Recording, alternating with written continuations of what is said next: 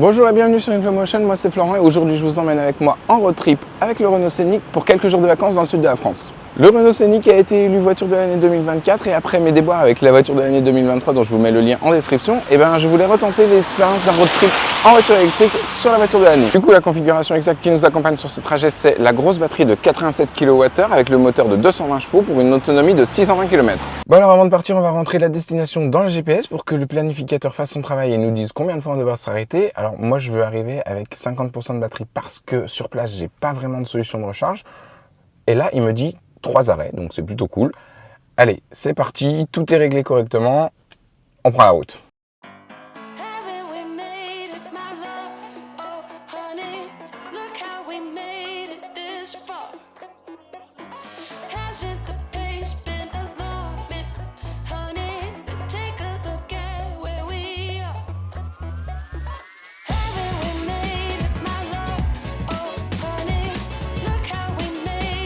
Et voilà, premier arrêt sur l'aire de Beaune. D'après le planificateur, au départ, je devais m'arrêter bien plus tôt. Au final, il s'est adapté et il m'a fait faire 40 minutes de plus.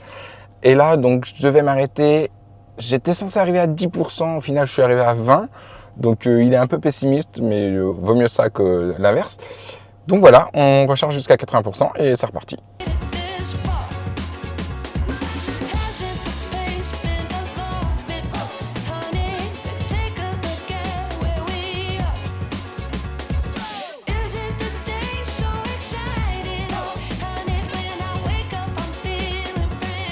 Alors deuxième arrêt recharge sur l'aire de Montélimar, c'est vraiment pas le trajet idéal pour faire ça au final parce qu'il y a beaucoup de monde, il y a des bouchons tout le temps, donc c'est pas vraiment représentatif des capacités du Scénic. On verra sur le trajet du retour où il devrait y avoir beaucoup moins de monde.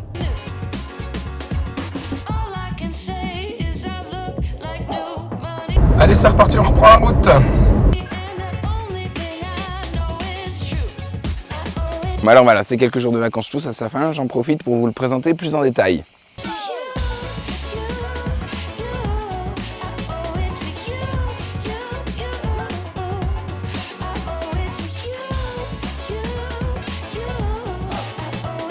Avec ce nouveau Scénic, le style de Renault s'affirme enfin, on a même franchement l'impression de rouler dans un concept car. Avec ses 4,47 m de long, 2,08 m de large et 1,57 m de haut, le Scénic conserve à peu près le même gabarit que ses prédécesseurs, même s'il est un petit peu plus petit.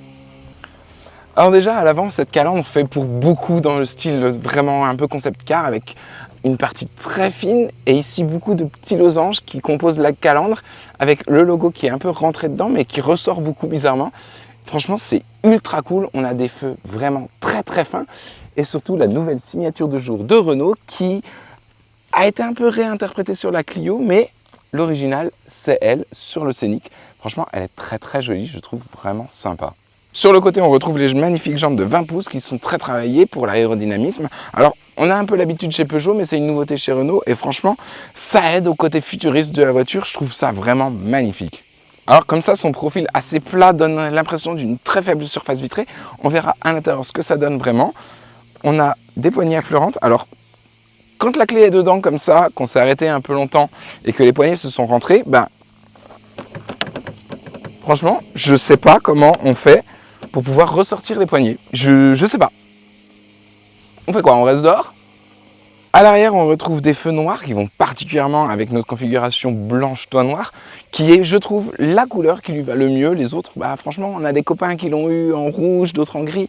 Je suis pas très fan. Vraiment, le blanc, comme ça, je trouve que c'est ce qui lui va le mieux. Sur le pare-choc arrière, on a un impadis qui dépasse comme ça pour l'aérodynamisme. Alors, c'est pas du plus bel effet, mais c'est pas forcément non plus un problème. Ici, sur le coffre, on a le logo qui ressort de la carrosserie. Je trouve que c'est très joli. Franchement, le Scénic est vraiment beau. Allez, on va voir ce que ça donne au niveau du coffre. Ça reste quand même un véhicule à vocation familiale.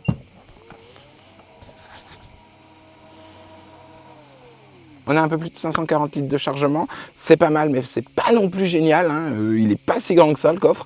Et jusqu'à 1447 litres en rabattant les sièges. Alors, c'est pas mal, mais c'est pas non plus le plus grand voyageur qu'on aura vu. Pour les familles, ça risque d'être assez vite juste, en fait. Globalement, niveau look, je le trouve vraiment très très beau. Je suis complètement convaincu. Vraiment, il est cool. Allez, on passe à l'intérieur. Bon, on va ouvrir comme ça. Renault va pas corriger ça. À l'avant, et ben là, on est en terre connue, hein. C'est comme sur la Mégane, l'Austral ou l'Espace. On retrouve sur l'écran central vertical orienté vers le conducteur avec le système d'exploitation de Google. On retrouve évidemment le volant des dernières Renault, que je trouve toujours aussi agréable en main, avec ici le bouton des réglages des différents modes de conduite, et sur les branches, les commandes pour l'instrumentation, les aides à la conduite et des raccourcis de multimédia.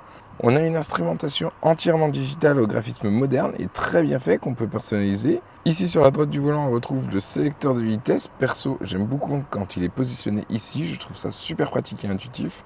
Comme sur le Dacia Duster, en appuyant sur ce bouton 2 fois après avoir enregistré nos paramètres préférés une première fois, cela coupe toutes les aides à la conduite dont on ne veut pas. C'est quand même un détail ultra pratique. Dans cette finition qui est la plus haut de gamme, on a le réglage du siège conducteur électrique à mémoire de position. Le passager, lui, devra se contenter du réglage manuel. Sous l'écran central, on retrouve le chargeur à induction flottant et en dessous, un bac de rangement avec une prise 12 volts. Dans la coudoir centrale, on a un rangement très profond avec, sur cette petite partie avant, 2 prises USB-C et la coudoir coulisse d'avant en arrière.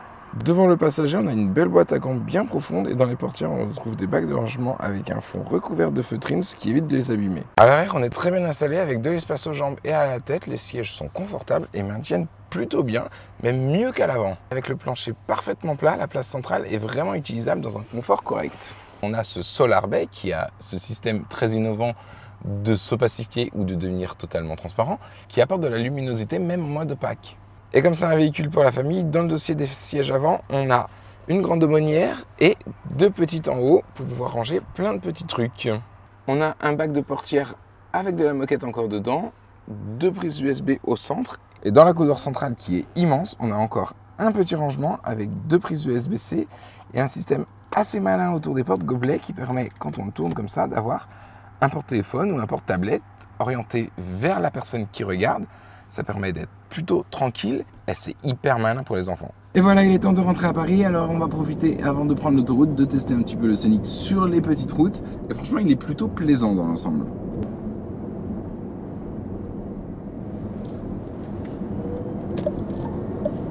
Alors ouais, il est hyper dynamique, on dépasse très facilement, il n'y a rien à dire.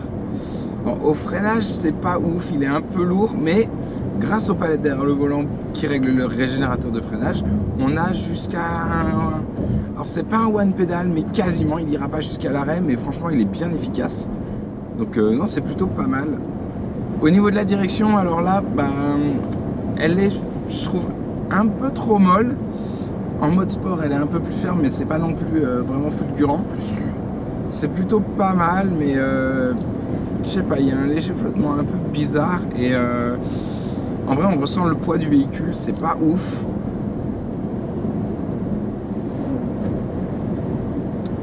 Et dans les virages, quand on les prend un peu vite, là on sent le poids, il a tendance à vraiment allonger les virages et faut l'anticiper quoi. Mais sinon, alors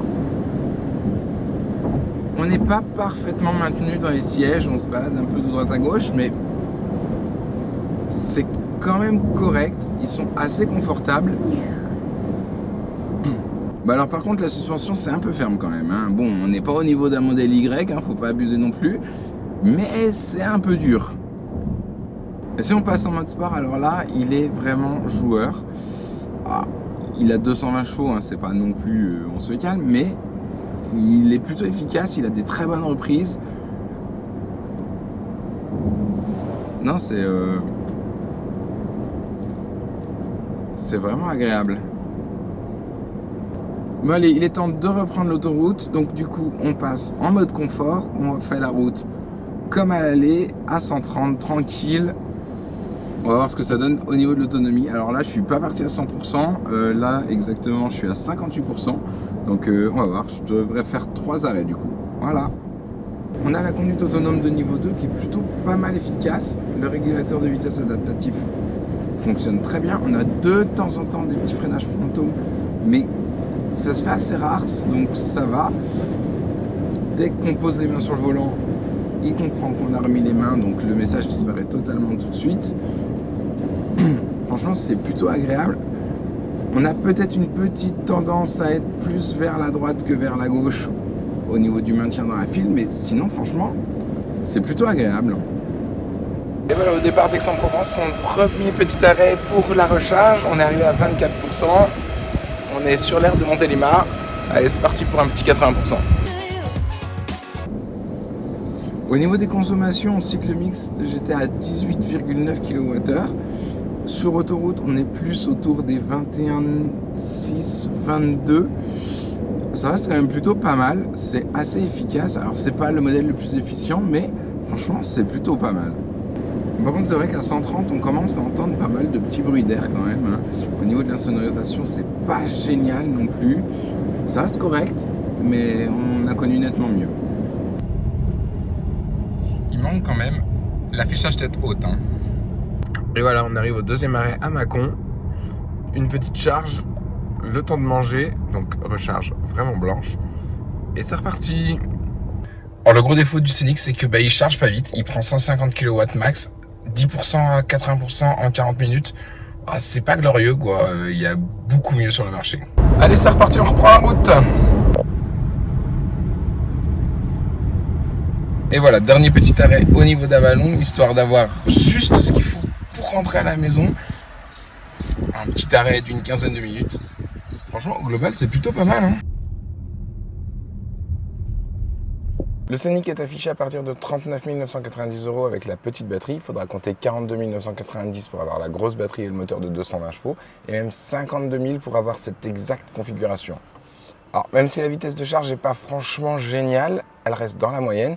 Et clairement, le Scénic est une très bonne voiture. Il n'y a aucun doute, il va avoir un bon succès. Après, est-ce que les familles vont passer à l'électrique? Bon, ça, on verra. Mais franchement, c'est une bonne voiture. Et voilà, il est temps de rendre le Scénic. Alors, si vous voulez me retrouver sur l'essai de son concurrent direct, le 3008, c'est par ici. Ou sinon, la référence du marché, le modèle Y, c'est par là. Allez, à tout de suite.